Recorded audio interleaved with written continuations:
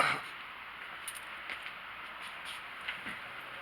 I want to talk about some really off the Broadway topics, stuff that kind of goes on the side, but it doesn't kind of fit in a general topic, but it just shows up. Um, I was talking, this is a few years ago, to my friend. His name is Hassan, and he's a Palestinian. And we're talking about Gaza, you know, the enclave that the Israel has forced the Palestinians to be in there. And I was asking him, how's this place? How does it look like? And he said that it's like here in Laguna Beach. It's a small area, so many miles square, but millions of people have been forced into it, and it's very crowded. And Israel keeps bombing them, or keeps hitting residential areas, and there is little defense against the aircrafts, very sophisticated aircrafts. And then I told him that I think that the suffering or things that are very bad, like wars or being in a concentration camp, it often leads into technological, social, political, and even economic reforms or changes that would not have happened otherwise. He told me that I was asking him about these rockets.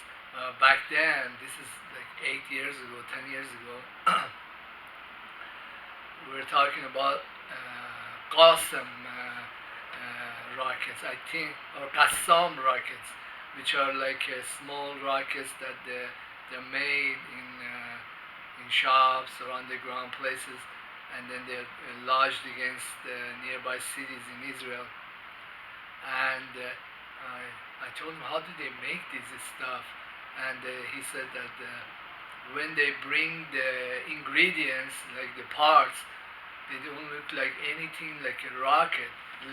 It looks like just some pipes and sheet metal and stuff like this. And then it gradually gets formed into a rocket. But now they have better rockets too, and Iran has given them the technology. But the concept that I'm looking for is not about rockets or Israel. It's about that the evolution, technological evolution, or evolution in forms of money or government or how the society thinks or reacts. It happens because a population or a people or a certain family or group, they are put under extreme duress. They have no place to look for any kind of support, and they have to come up with systems or technologies or medicine that was never before used. And in fact, this is the basis.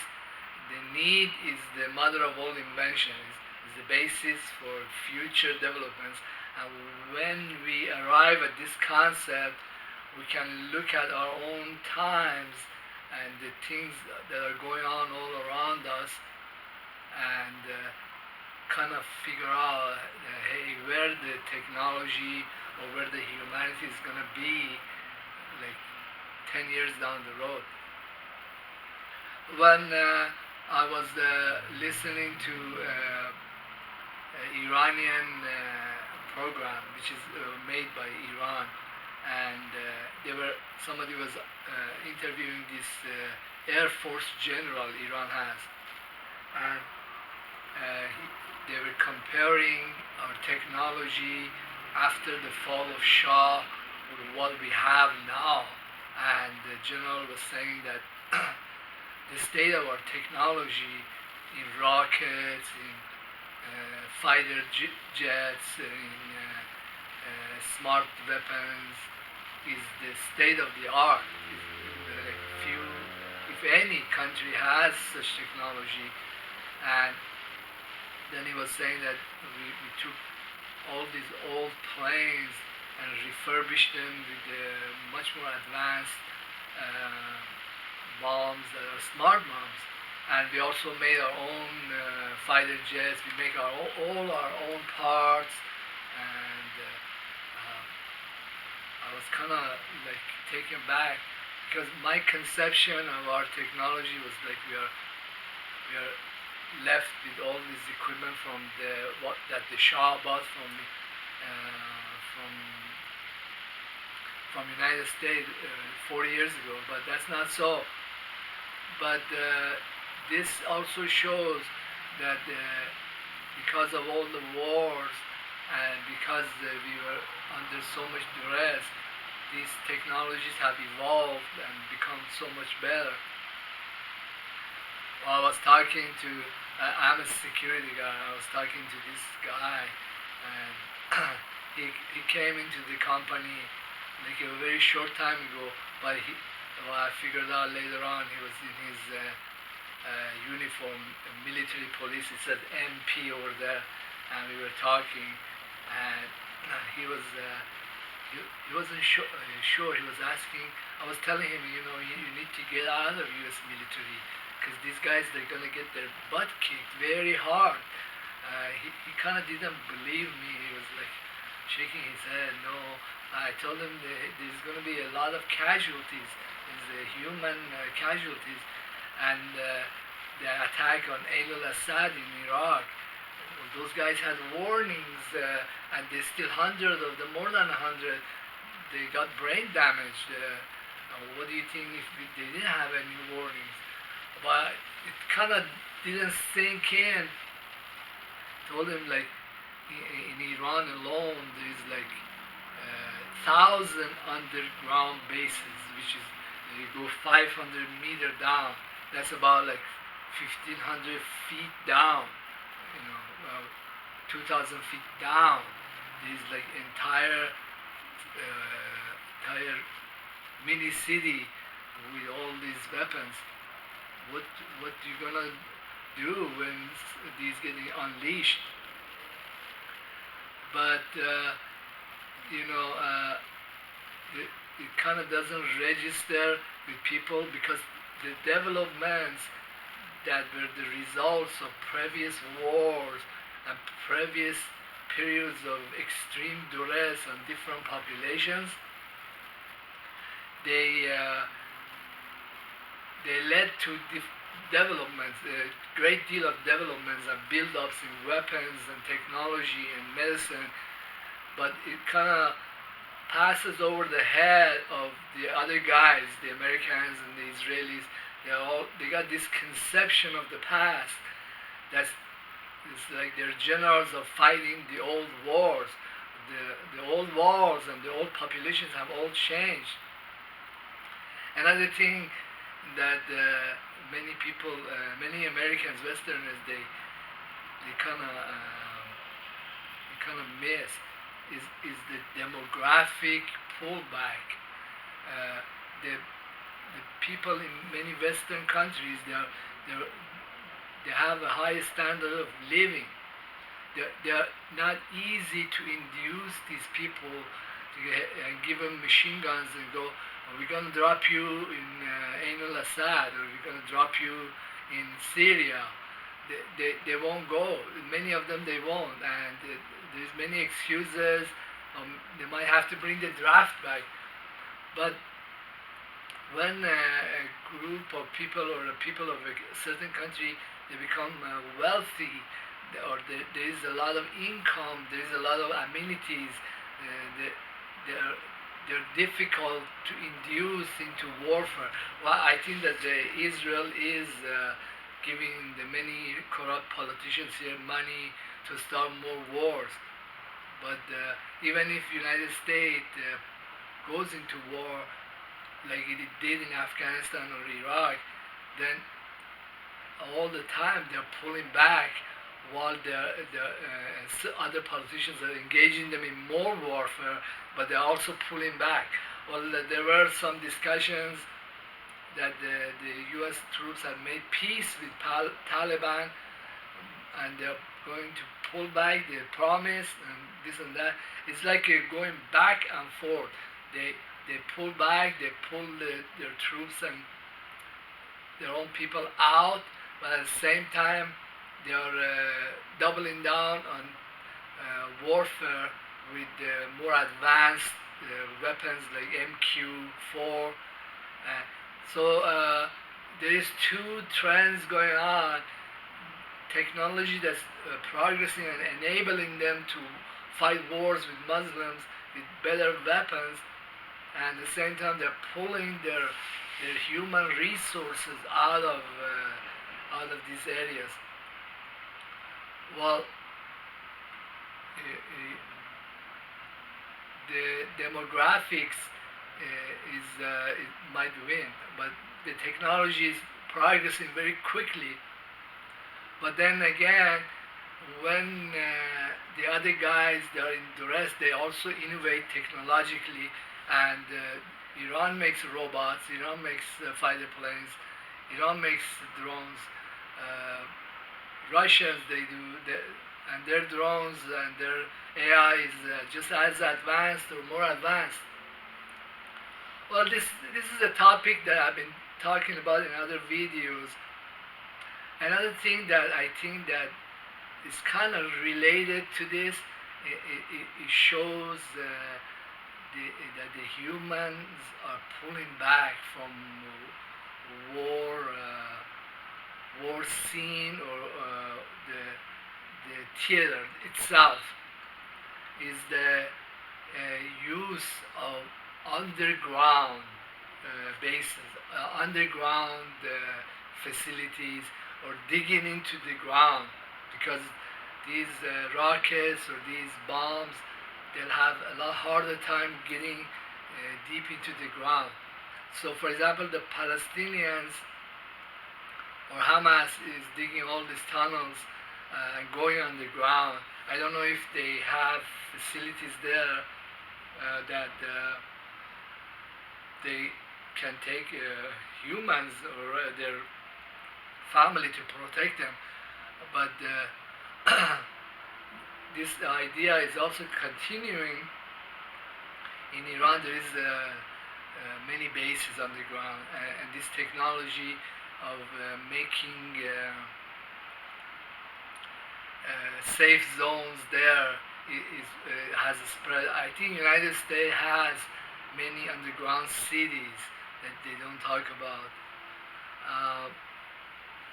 Then another development that it goes on but is not noted as much is that the humans are or a lot of majority of the people, or silent majority, are making laws or changes to kind of divest from the battle scene, while the politicians are engaging in more.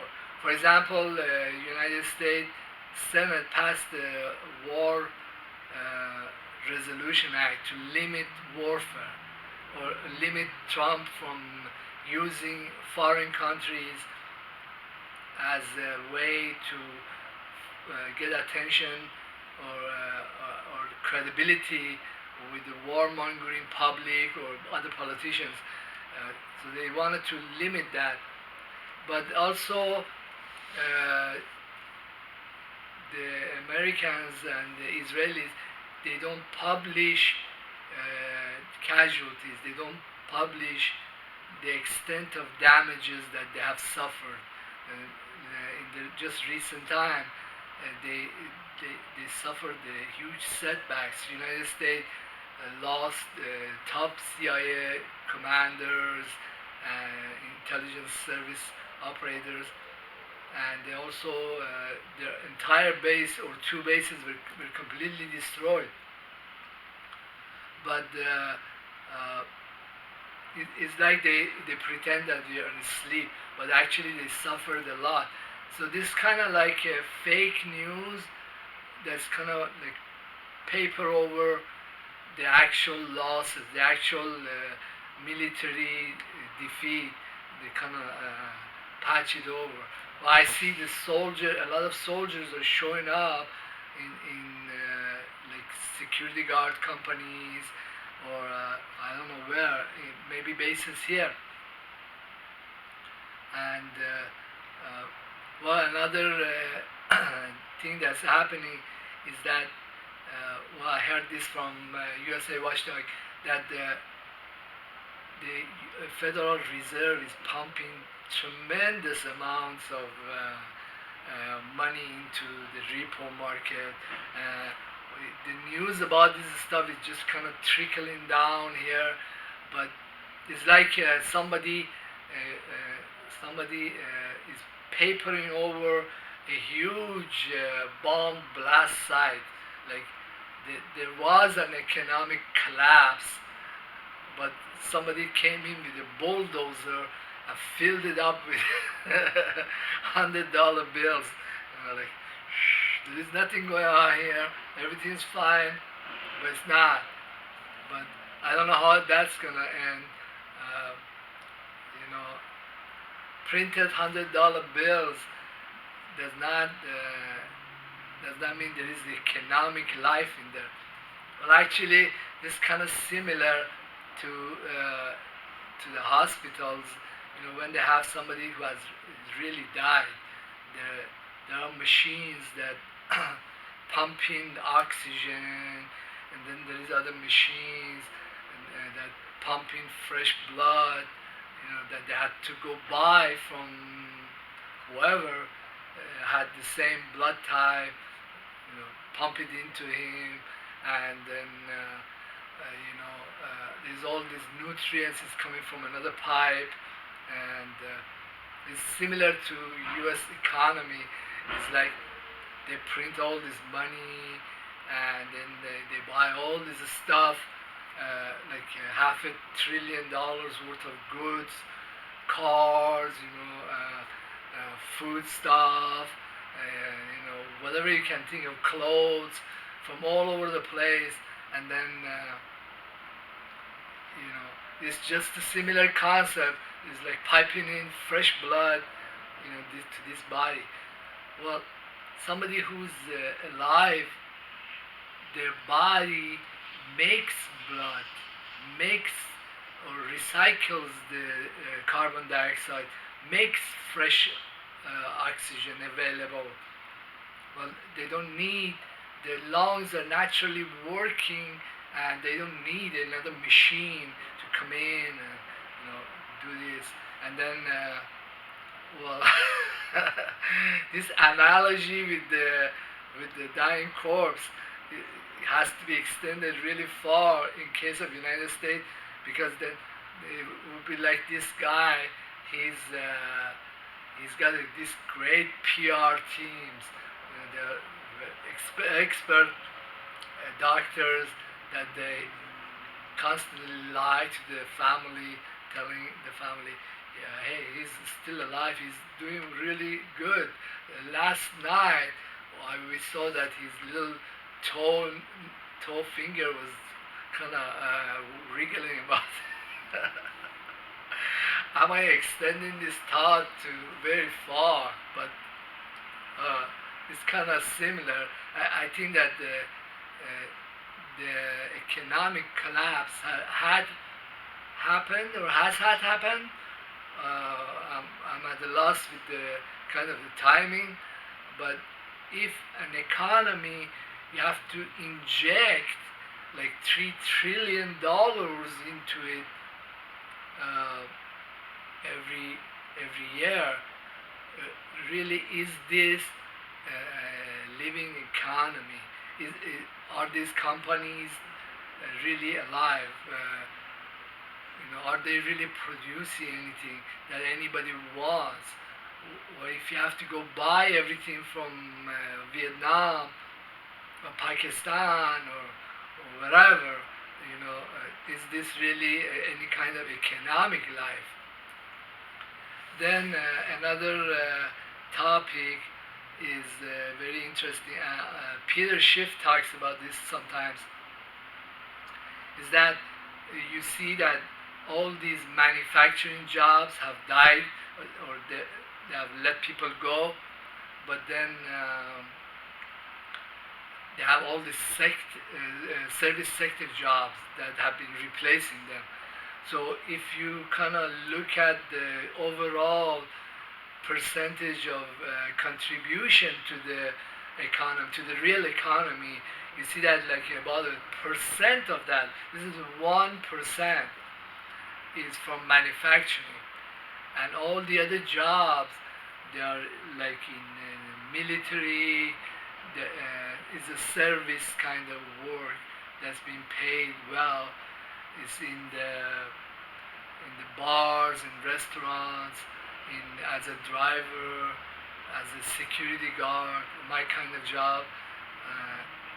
I don't really produce anything. I make people feel good, hey, this building, we don't have all kinds of winos living in there because I kicked them out. So it's kind of like I make the quality of the life a little better, okay, but I don't really create wealth. I don't make jet engines, even though I was trained to make jet engines. The jet engine company, Boeing, took my job and fucked it over. I'm sorry, but well then I could kind of estimate what will happen next. I think in the last week or so, the Iranian government is saying that, hey, this is not ending. Every once in a while, the U.S. comes around and kills one of our top generals, or they do something very bad. Well, we are also looking to hit Israel very hard, or for example, raise with the razor, Tel Aviv, and this is I think it's coming in the program of events that's going to happen. Israel is going to do something stupid, like go kill 20, 30 Iranian military personnel in Syria, or do something else. I don't know. They always are bombing here and there, and then it will be hell to pay for on the other side. But also another event that happened that was very interesting was that U.S. had pulled their troops out from Ain al-Assad and Balad, which is another base they have, and just left all these F-16s. I don't know how many there were. I think there were like 34. They just took off, and then they said that, hey, we are concerned that these planes would fall into the hands of what was the name? Something. That's the name of the paramilitary units Iraqis have, which are the Shia militias. We are so afraid. We have to pull our asses out of there because we cannot take another kick. That's very hard like that. But then you guard our expensive planes. You guard these fighter planes that we were using before to bomb you, or we were using before to bomb your paramilitary units. Kind of very strange.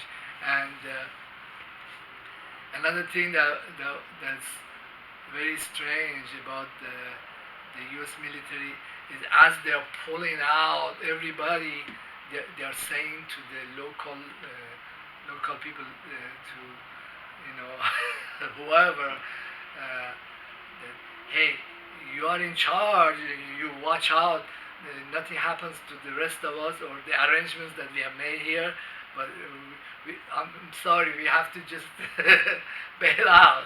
We cannot take this anymore. Get the fuck out. We'll worry about the rest of it later. Okay, all right. What there is peace, but the peace doesn't look like peace anymore. It looks like somebody is running away and allocating responsibility. It's a very nice euphemism for nada. Okay, so uh, then another idea that's kind of interesting is that I see in Iranian media, YouTube, the commentators or philosophers or people like Max Kaiser and Stacy Herbert. They are not really an ABC News Corporation or CNN. They are not. I'm not. I'm just one guy. And then there is. I saw another one. His name is Omid Neda. He has very good analysis of what's going on. And then there is the USA Watchdog. There's all these little technicians or little analysts, and because it's not difficult to come up with a video and put it on YouTube, the real news, the real analysis of what happened, what might happen, is not in CNN anymore. In fact, it is really here with me, or with people like me, or very much like me, or Salente. You when you're ready to hear it or hear the truth, then you have to come here, because those are the guys. They don't have it, or they won't tell you, or it will go by you. You wouldn't even notice it. And this idea kind of carries over to economic processes.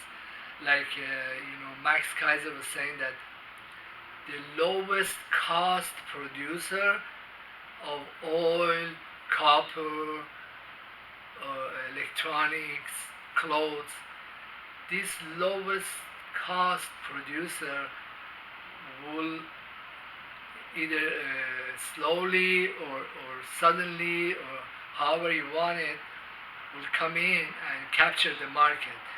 Even though the market or certain population might not want that, but or might not think that that's happening, but that's really what's happening.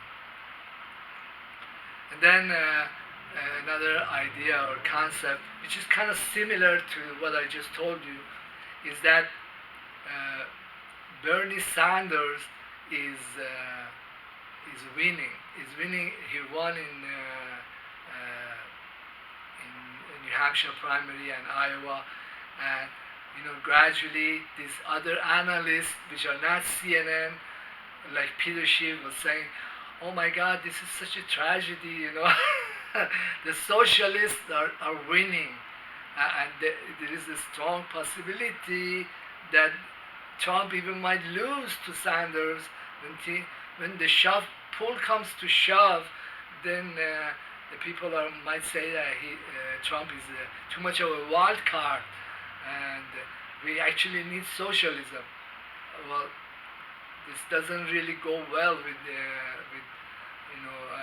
Peter Schiff or new liberals, but this is actually what's happening. I have another video.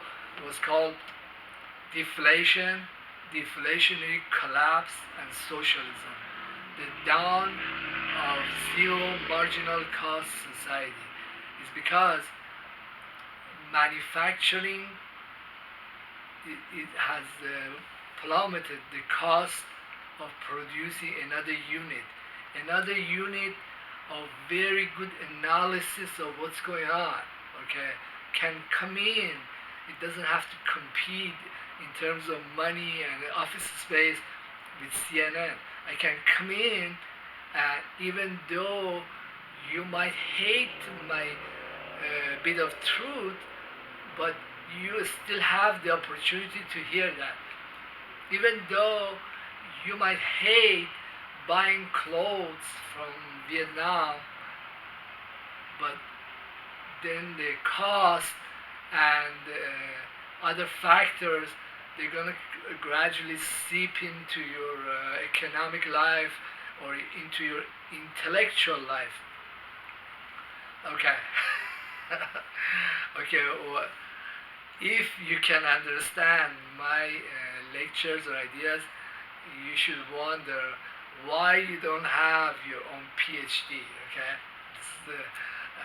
I'm kind of out of these little ideas that go on the side of the theater, but we'll take this up later on. My stuff is research. You would be hard pressed to find these material anywhere on the internet. And I go around many places on the internet. Oh, one last thing. I heard it on Salente. I think he picked it up from me, from another video I had. Is that having 2,000 troops in Syria, or 5,000 troops in Iraq, or having something like that in Afghanistan, it does not mean anything at all. It's just like you have a little twig that's running on top of the water on a river. Okay, there is all these forces inside Iraq. There's all these giant forces in the Syria. There are the Russian militaries there. The Iranian militaries there. They're very good militaries. Okay, having this limited number of people is not gonna do anything, or is not gonna mean anything. Well, last week I saw that in Syria, the villagers were hitting on the American that were going around in a few Humvees, like 4 or 5 Humvees. That's probably the extent of their forces. And then I saw that some were shooting at them too. And then the Americans, they left the Humvees. I don't know what they did. They got into one other Humvee, or 5 other Humvees came in and took them out of there, or the Syrian army had blocked them. It's like somebody sits on an RV and goes into the California-Nevada border, and the border patrol stops them. They are not, the RV, the fat guy, the white fat guy, with lots of vegetables from the other side. He is not a military threat to the state of California. The threat that he poses is that he brings his stinky truck with all these foul vegetables that might have viruses in them into our state.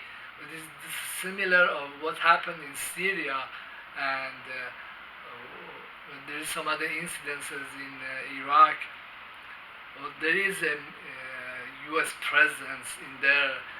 There is a U.S. presence in Iraq, but what kind of presence, or what value does this presence have in future conflicts?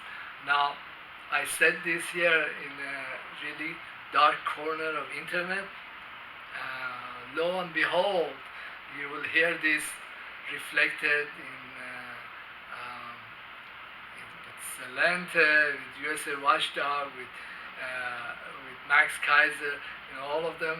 Next week they come out, they kind of comment like that, huh?